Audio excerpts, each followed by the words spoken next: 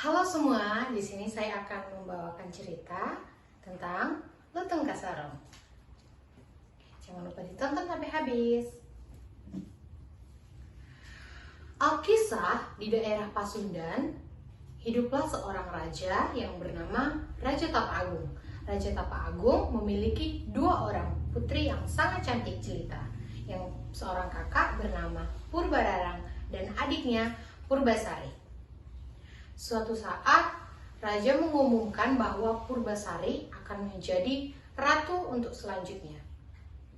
Purbararang yang mendengar hal tersebut merasa sangat marah dan kesal, sehingga pergi menemui ayahnya. "Aku kan seorang kakak, kenapa tidak aku saja ayah yang menjadi seorang ratu? Kenapa harus dia?"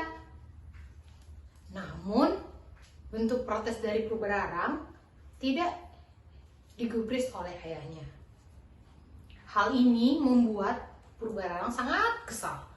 Ia pun pergi menemui penyihir jahat, dan penyihir jahat pun menjampi-jampi Purbasari agar wajah dan tubuhnya terlihat jelek. Dan keinginan tersebut tercapai. Tubuh Purbasari pun terlihat jelek karena banyak bintik-bintik hitam di tubuhnya. Ia pun merasa sedih. Purbararang pun tertawa sambil memberitahu ayahnya. "Dia sudah tidak terlihat cantik lagi, ayah. Dia tidak cocok untuk menjadi ratu." Ayahnya pun merasa sedih, tapi tidak bisa berbuat apa-apa, selain menyuruh Purbasari untuk meninggalkan istana dan tinggal di hutan.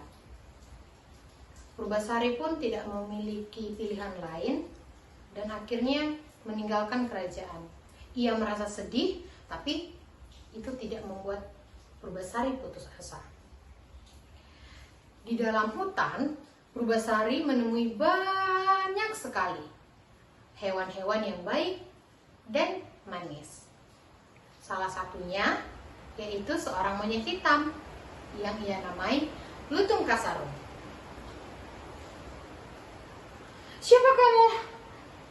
Kenapa kamu mendekatiku? Jangan mendekat, kamu mau menyakitiku." "Jangan takut, Tuan Putri. Aku tidak ingin menyakitimu. Aku hanya seekor lutung yang ingin berteman denganmu." "Seekor lutung? Tapi kenapa kamu memahami kata-kataku?" "Aku berbeda dengan yang lain, Tuan Putri. Aku memiliki maksud yang baik, dan aku memahami perasaan sedihmu. Malah aku ingin membantumu." "Terima kasih, Lutung. Meskipun kamu di sini cukup menghiburku, tapi bagaimana kamu mau membantuku?" "Biarkan aku ada di sisimu, Tuan Putri." "Baiklah, Lutung. Meskipun kamu seorang lutung, tetapi kamu memiliki hati yang baik dan lembut. Mulai sekarang, kita adalah seorang teman ya. Kita harus menjaga satu sama lain." Dan akhirnya, Lutung dan Purbasari pun berteman.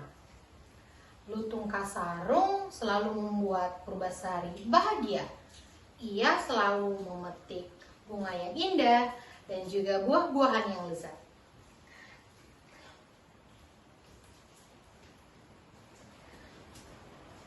Namun, di suatu malam, Purbasari disuruh oleh Lutung untuk mandi di sebuah telaga yang memiliki julukan Telaga Keramat. Dan saat Purbasari mandi, suatu hal yang ajaib pun terjadi.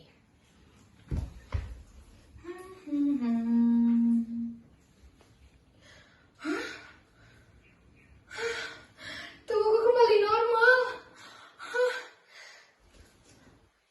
Ya ampun, aku kembali cantik lagi. Tiba-tiba, wajah dan juga tubuh Purbasari seketika langsung bersih dan kulitnya kembali normal.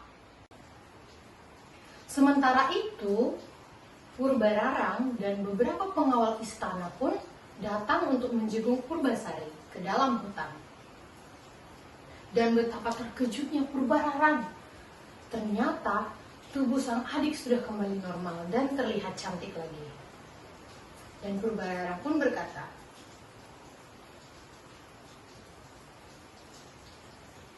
"Bagaimana tubuhmu terlihat kembali normal lagi? Tapi itu tidak akan mengubah sesuatu yang sudah terjadi. Seorang ratu harus memiliki suami yang tampan. Di mana calon suamimu? Calon suamiku adalah pria yang tampan." Dan Purbasari pun tidak tahu harus berkata apa. Tiba-tiba dia menarik tangan Lutung. Dan Purbararang pun mengejek Purbasari. "Oh, jadi ini calon suamimu? Mana mungkin seorang ratu mempunyai suami seorang monyet?" Purbararang pun mengejek sehabis-habisan Purbasari dan sambil tertawa. Tiba-tiba suatu hal ajaib pun terjadi kembali. Lutung Kasarung akhirnya duduk dan memejamkan matanya. Saat ia membuka matanya kembali, tiba-tiba ia berubah menjadi pria yang tampan layaknya pangeran. Purbararang pun terkejut melihat apa yang terjadi di depan matanya.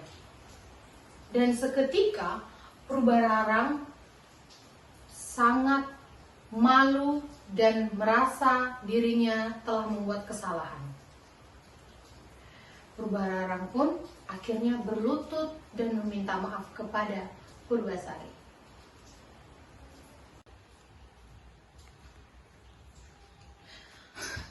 "Maafkan aku, Purbasari. Aku telah melakukan kesalahan yang besar. Tolong maafkan aku dan jangan hukum aku." Udah bang. Purbasari yang baik hati pun langsung memaafkan kakaknya. Dan mereka pun saling memaafkan. Sehingga saat mereka sudah menyelesaikan masalahnya, mereka semua kembali ke istana. Dan akhirnya Purbasari pun memimpin kerajaan yang dipimpin oleh ayahnya dulu, didampingi oleh pangeran yang sangat tampan yang dulunya adalah seorang Lutung Kasarung. Nah, sekian dari cerita yang saya bawakan. Menurut teman-teman, pesan moral apa sih yang bisa kita ambil dari cerita ini? Teman-teman pasti sudah tahu, tapi saya ingin menyampaikan untuk teman-teman semua mengambil hal-hal yang baik dan membuang jauh-jauh hal-hal yang buruk. Sekian dari cerita saya, sampai jumpa di cerita berikutnya.